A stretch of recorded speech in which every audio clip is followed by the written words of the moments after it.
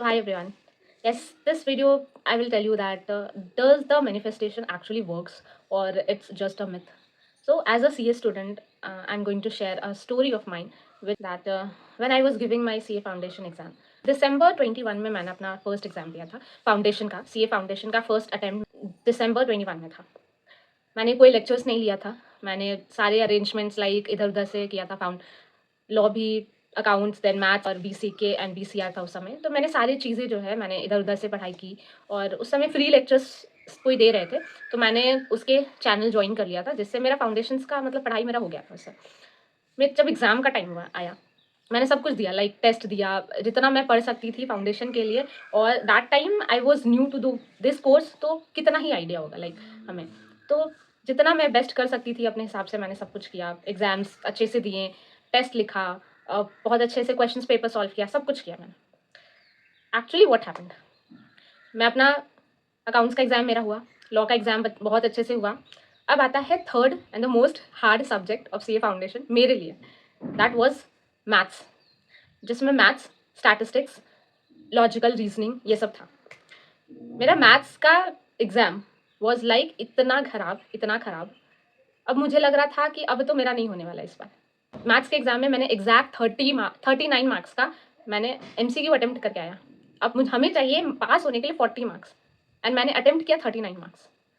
I don't know how but I got exactly 40. मैं जब 39 ही marks attempt करके आई तो मुझे 40 कैसे आ गए. पर क्या पता कि वो 39 जो मैंने मार्क किया दैट वाज ऑल्सो करेक्ट और नॉट. मैंने अपना जितना मैं बेस्ट कर सकती थी मैंने किया, बहुत अच्छे से एग्जाम दिया. फर्स्ट के 2-3 क्वेश्चन जो है वो आईसीआई के मिस्टेक थी जिसके एमसीक्यू जो है वो गलत थे. लाइक क्वेश्चन जो था उसमें वो एमसीक्यू वो था ही नहीं, जो आंसर जो एमसीक्यू में होने चाहिए थे वो नहीं थे, जिसकी वजह से मेरा 10-15 मिनट तो लाइक उसमें ही मेरा वेस्ट हो गया ये ढूंढने में कि इस क्वेश्चन के आंसर आ क्यों नहीं रहे मेरे. मैं बार बार उसी क्वेश्चन को सॉल्व किए जा रही हूँ और मेरा वो आंसर नहीं आ रहा है. और मुझे ये समझ नहीं आ रहा था कि ठीक है अब वो क्वेश्चन बन नहीं रहा है तो अब आगे क्वेश्चन बनाते हैं. ठीक है, 3 घंटे या 2 घंटे का शायद पेपर था, मुझे एग्जैक्टली याद नहीं. वो आप सोच सकते हो कि मैंने 39 मार्क्स का ही क्वेश्चन अटेम्प्ट किया और मैं घर आके लाइक इतना स्ट्रेस में कि मैं अपनी दी को बोल रही हूँ that I attempted only 39 question, जिसमें 40 क्वेश्चन अटेम्प्ट करने थे. अब क्या वो गारंटी है कि जो मैंने 39 मार्क्स के जो क्वेश्चन मैंने अटेम्प्ट किए हैं वो सारे के सारे सही होंगे. मैं घर आई और इतना स्ट्रेस में कि अब क्या होगा. अब तो मेरा फर्स्ट अटेम्प्ट गया, फाउंडेशन का पहला एग्ज़ाम और पहली बार में फेल. मुझे ऐसा फील होने लगा. मैंने उससे सारी बातें बताई कि ऐसा-ऐसा था, आईसीआई की शायद कोई गलती थी कि 3-4 क्वेश्चन्स में उन्होंने एमसीक्यू कुछ ऑप्शन गलत डाल दिए थे या मेरा ही आंसर नहीं आ रहा था, मेरी ही थोड़ी-सी पढ़ाई में कमी रह गई थी. So I was very stressful that time. मुझे नहीं समझ में आ रहा था दैट अब मैं नेक्स्ट एग्ज़ाम के लिए कैसे पढ़ूँ. मैथ्स का एग्ज़ाम दे के आई मैं पूरा स्ट्रेस में. उनकी एक फ्रेंड थी जो वो भी सीए कर रही थी. देन शी टोल्ड मी कि अगर एक मार्क्स लाइक अगर 39 मार्क्स आ भी गया है, तुमने 39 मार्क्स के अटेम्प्ट किए क्वेश्चन, फिर भी आईसीआई तुम्हें 2-3 मार्क्स ग्रेस दे के वो तुम्हें पास कर देगा, पर ये मेक श्योर करना कि तुम्हारा जो अदर्स पेपर है वो अच्छा हो. अब 2 एग्ज़ाम तो हो चुके हैं, अकाउंट्स भी कंप्लीट हो गया, लॉ भी कंप्लीट हो गया. अब कौन से पेपर को हम अच्छे से हम एग्ज़ाम दे सकते थे. लाइक नेक्स्ट एग्ज़ाम तो बीसीके और BCR, that was also an MCQ question. तो मुझे नहीं समझ में आ रहा था कि उसमें भी तो एमसीक्यू क्वेश्चन है ना. अब उसमें हम क्या अच्छा कर सकते हैं कि मेरा वो इस मार्क्स से थोड़ा-सा एडजस्ट हो जाए. एकदम I was feeling like demotivated कि अब कैसे पढ़ाई करेंगे.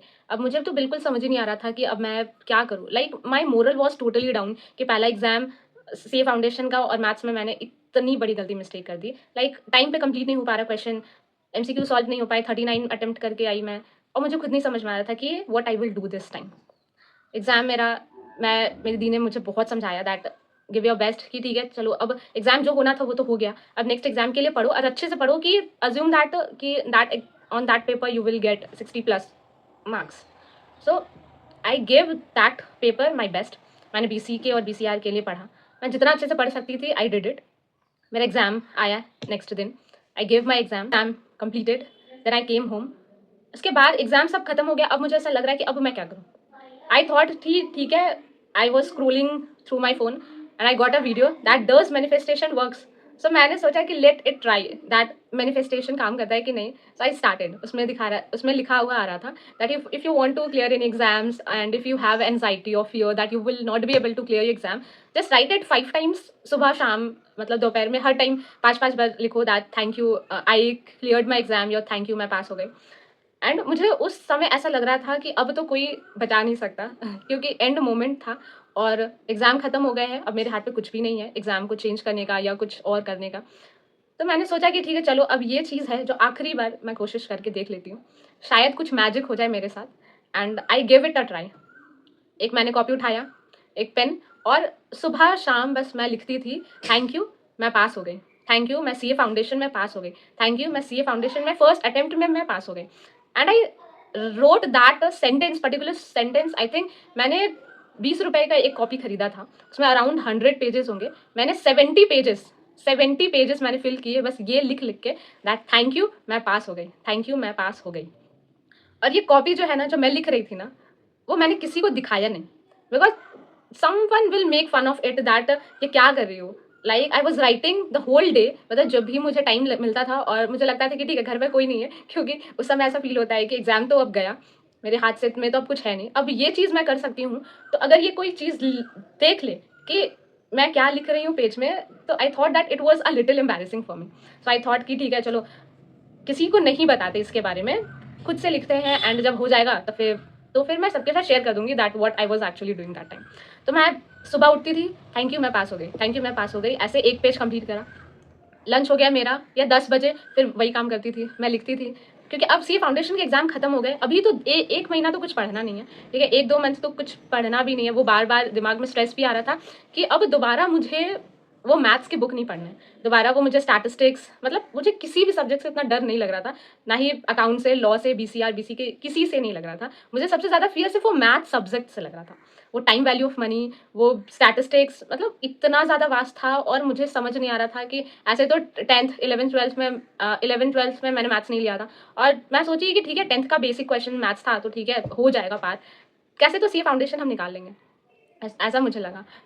वो फियर जो था ना कि अब तो दोबारा मैथ्स का पेपर नहीं देना, that was hitting me inside. और वो डीप डाउन था कि अगर मैं फेल हो गई तो फिर से वही बुक उठाना, फिर से वही फाउंडेशन की बुक उठाना, फिर से वही बुक जिसमें मैंने पेंसिल से दिन रात मार्क किया है, हर एक क्वेश्चन जो मैंने इतने लिख लिख के प्रैक्टिस किया है वो सब पढ़ने पड़ेंगे. मतलब सिर्फ just because of that particular subject मुझे सीए फाउंडेशन का एग्जाम फिर से देना पड़ेगा. And that will be the first failure of my life कि पहला बार सीए का एग्जाम दिया और हुआ नहीं. तो मोरल डाउन तो उसी समय हो जाएगा ना कि पहला अटेम्प्ट दिया और उसी अटेम्प्ट में नहीं हुआ. तो आई वॉज थिंकिंग कि अब क्या करूँ. तो आई सॉ दैट वीडियो और फिर मैंने मैनिफेस्टेशन करना स्टार्ट किया कि बस अब डेली मैं लिखती थी दैट थैंक यू मैं पास हो गई, थैंक यू मैं पास हो गई.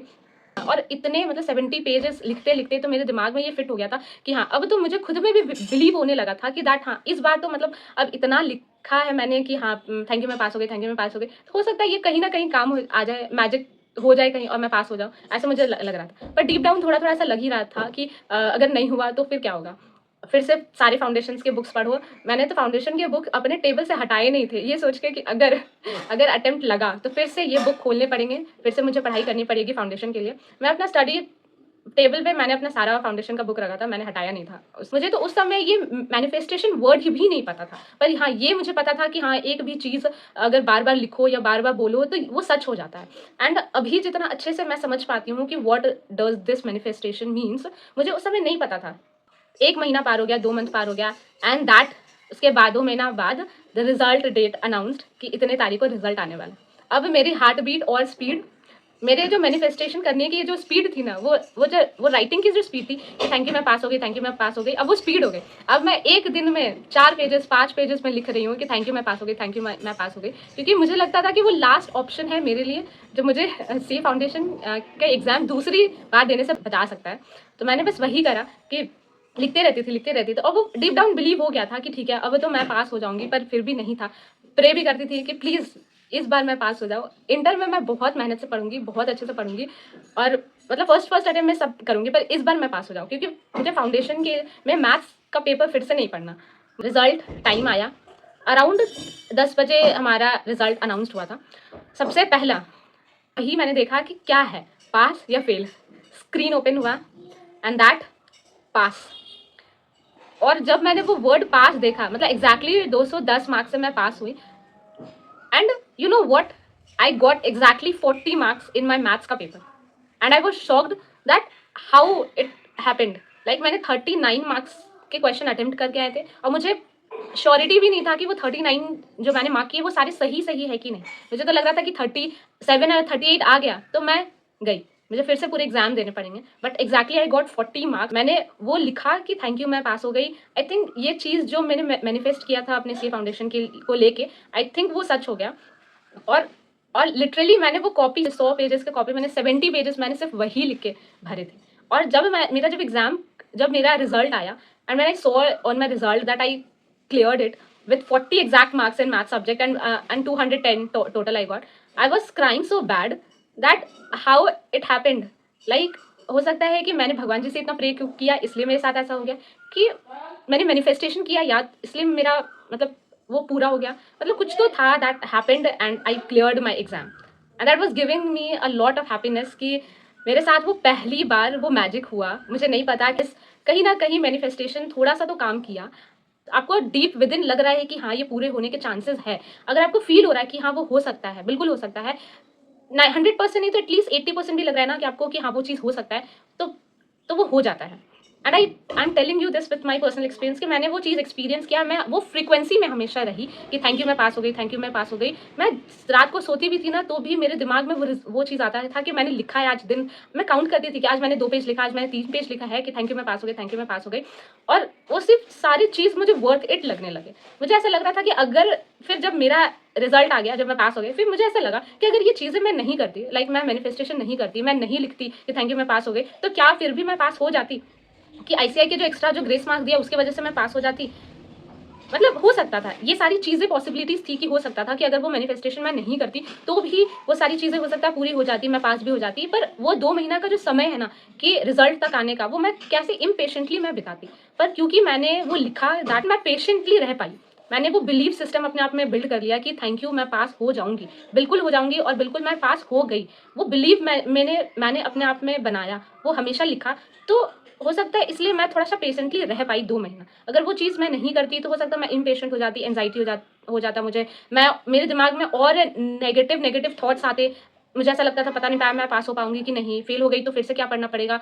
मतलब फिर इसलिए मैंने वो पॉजिटिव चीज़ें, और मुझे ऐसा लगा कि जो पॉजिटिव चीज़ें मैंने लिखी ना वो उसने मुझे बहुत हेल्प किया। वो एंग्जाइटी मतलब वो जो नेगेटिव जोन है उससे बाहर आने में मुझे बहुत हेल्प किया कि ठीक है अब कुछ बोलते हैं ना, अब लास्ट होप कुछ नहीं है तो at least give it a try कि इसको देख के करके देख लेते हैं, अगर होगा तो ठीक है, नहीं होगा तो ठीक है। मतलब मेरे पास वो लास्ट ही ऑप्शन था ना वो चीज़ लिखने के लिए कि अगर मैं पास हुई तो अच्छा, नहीं पास हुई तो फिर तो कुछ तो हो ही नहीं सकता, पर ठीक है एटलीस्ट करके तो देख लेते हैं ना कि अगर काम कर गया तो, है ना। तो मैंने ये सब सारी चीज़ें की और लिटरली मुझे खुद भी बिलीव नहीं हो रहा था कि ऐसे चीज़ें हुई और एक्चुअली वो काम करी।